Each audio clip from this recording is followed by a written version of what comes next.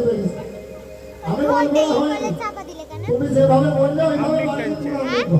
হাম্বিং টানছে।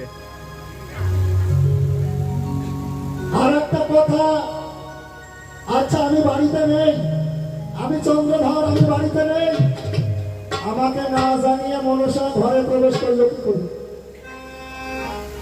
আপনি যদি বাড়িতে না থাকেন, কেউ যদি না জানিয়ে প্রবেশ করে তাকে কি বলে?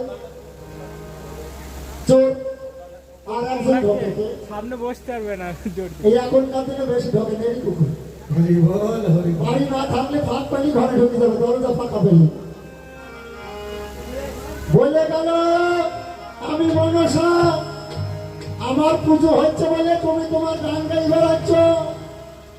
যদি চন্দ্রধর না থাকতো তোমার পুজো কে করতে? কি চন্দ্রধর ছিল বলে তো তুমি মনসা। জিজ্ঞাসা করবে।